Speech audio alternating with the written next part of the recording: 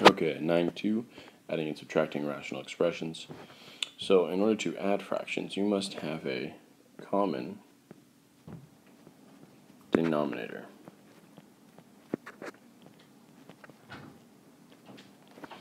And you find this by finding the least common multiple,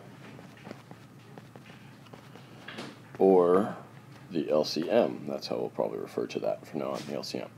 Okay, so in order to find the LCM, you get a problem like this. We're going to find the least common multiple of all these three.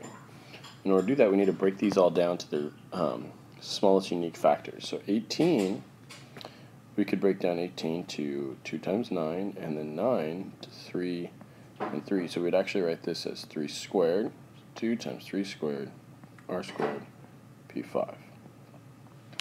24 we could break down to like 2 and 12, 4 and 3, 2 and 2. So that means we could write this as 2 cubed times 3 r cubed pt squared.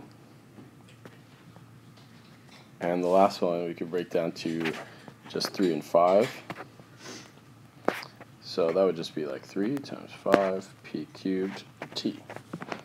Now, what you need to do to find the LCM is find the greatest degree of a unique factor. So for example, 2 cubed, and we don't have a 2 over here. So 2 cubed is the greatest one, so we're going to put that one in our LCM. So there we go, we've used all the 2's. Now 3. We got 3 squared, 3, and just 3 to the 1, so that's going to be 3 squared. And now the next number here is just a 5, so we're going to put in a 5. So we could use the only 5 there, and then next letter is an r. We have an r squared, r cubed, and no r at all, so r cubed is the highest one. So we've used up the r. How about the p? Well, p to the 5 is the highest. And then t to the squared is the highest. And when you multiply all those together, 2 cubed is 8, and then 3 cubed is 9, times 5, all that together is 360. So your answer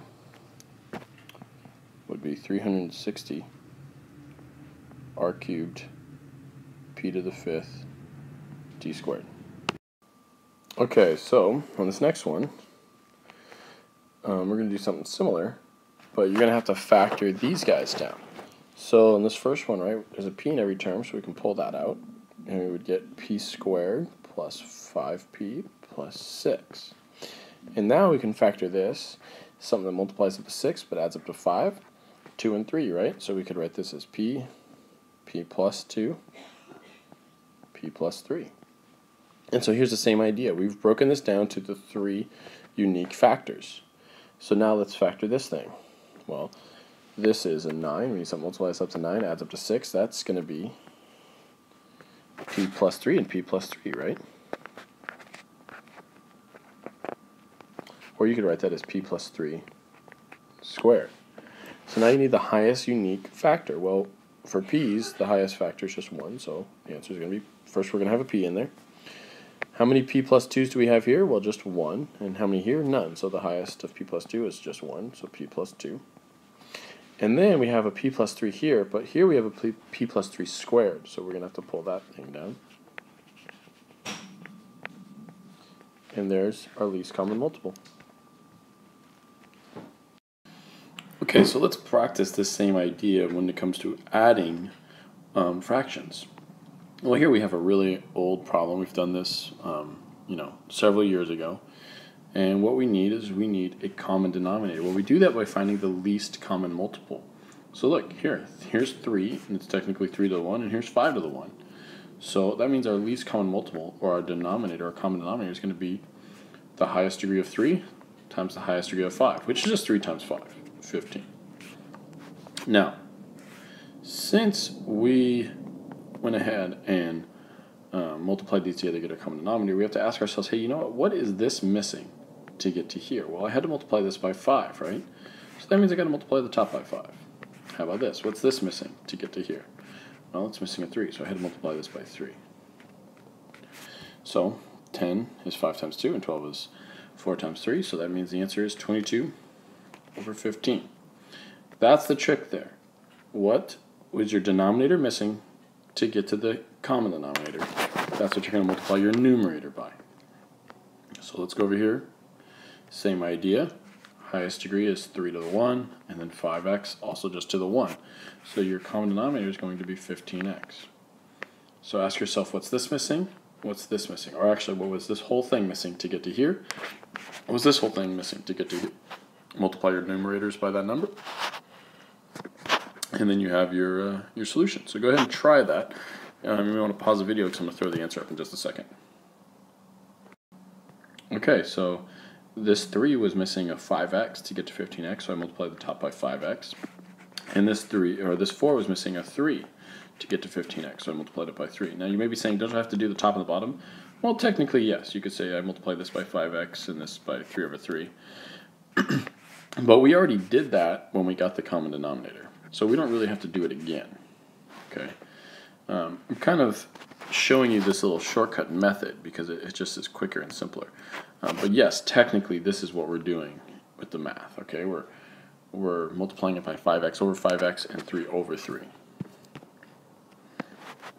Okay, so what happens when we get a problem like this? Well, remember, this isn't really 4. You could think of this as 2 squared. So we just need the highest degree of each unique factor. The highest degree here is 2, the highest degree here is 1. But they're the same factor, so my common denominator is just going to be 2 squared, or 4. So is this thing missing anything to get to here? No. But this side is. It's missing a 2. So we're going to have an x plus a 5 plus 6x plus 2. We can combine our like terms, and so we get a 7x plus 7 over 4. And that's our answer. Okay. I want you guys to try this one then on your own. Find the greatest degree of each unique factor. All right. And that'll be your common denominator. I'm going to pause the video, so you may want to pause the video because I'm going to throw the answer up in just a second. Okay, so my common denominator had to be x squared y, because this is an x squared, this is an x1, that's my greatest degree, and a y to the 1 is my greatest degree of y. So what was this guy missing? It was missing a y, so I multiplied it by y and got 3y. What was this guy missing? It was missing one more x, so I multiplied it by x and got 5x, and there's my answer. Can't really do much more than that. A lot of times I see students think, oh, I got an x and an x, I can cancel out. Nope. There's imaginary parentheses here. In any division bar, there's always imaginary parentheses, so can't do that. Okay, now it gets real interesting. What about something like this? Well, you can rewrite this as factors, so let's do that. This is a 1 over, and I could factor this. What multiplies up to 4 but adds up to 5? That's x plus 4, x plus 1. And this one I could rewrite as 5x over 3 times x plus 1 by pulling out a 3. And so now, what's the greatest degree of each unique factor? Well, I have a 3, so my common denominator is going to have a 3. I have an x plus 4 to the just 1 power, and I have an x plus 1 in both, but they're both just to 1 power, so my common denominator is just going to be x plus 1. So 3 x plus 4 times x plus 1, there's my common denominator. Now I just have to ask myself, hey, what was this thing missing? Well, it was missing a 3 to get to here, so I'll multiply this side by 3. What was this missing? Well, it was missing an x plus 4, so multiply by x plus 4. So I get a 3 plus 5x squared plus 20x. And I could kind of rewrite that so that it's 5x squared plus 20x plus 3 over 3 times x plus 4 times x plus 1. And if you want, you can see if this factors, but it doesn't, so you can't really cancel anything out. So this is as simple as it gets. Alright, so I want you guys to try this one now. I will recommend that you pause the video, and I'm going to put the answer up there in just a second. Okay, so I factored out and got these denominators, saw that my common denominator was this, And then I saw here I was missing a 4, so I multiplied it by 4 to get to this common denominator, and here I multiplied by x minus 6 to this common denominator, which gave me this answer, and I could simplify it down to 3x minus 10. There's my whole answer. Okay, next page. Alright, let's talk about some of these ones real quick. Here you should be able to see this guy is not, we can fit the x into there, so this is the only term missing anything. So we already have a common denominator, it's going to be 3x y squared. But what was this guy missing over here? Well, it's missing a 3 and a y squared.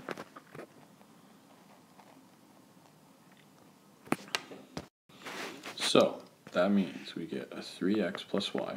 I'm going to need a long division bar for this. And we get plus 5x times 3y squared is 5x y squared minus 12y cubed.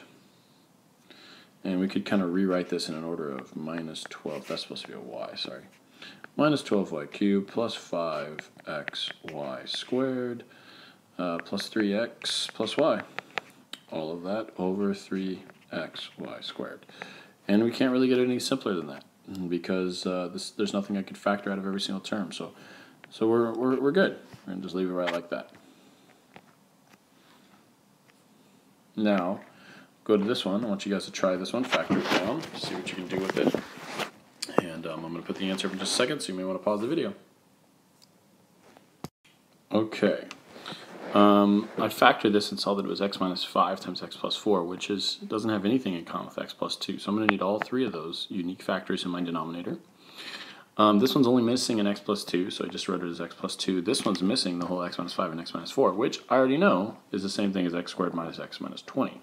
So rather than multiplying these things back together just to get this, I just am going to do x squared times this whole thing, which gives me x to the fourth minus x cubed minus 20x squared. And if I rewrite it in the same order, or in the right order, I get this. So it looks really crazy, but that's the answer. Okay, what about when we're subtracting? Well, there's really no difference. The only main thing is that you don't want to forget to distribute. This is where kids make a lot of mistakes, forgetting to distribute. So here, pretty easy. We already have a common denominator. It's x plus 5. But that means that this is the same thing as 6x plus 1 minus parentheses 3x plus 2. Not just minus the 3x. It's minus this whole thing. So that means that my answer is 6x minus 3x is 3x. And 1 minus 2 is negative 1. All over x plus 5. Okay, so factor and distribute the negative sign here. See if there's anything you can factor out. In this thing, I'm going to tell you, you could factor out a 5, and then you could factor it again. So take a look at that. All right, you may want to pause the video because I'm going to put the answer up in just a second. Okay, so I factored out a 5, and then I got a y squared minus 25, which is a difference of squares. So that's where I got y minus 5 and y plus 5.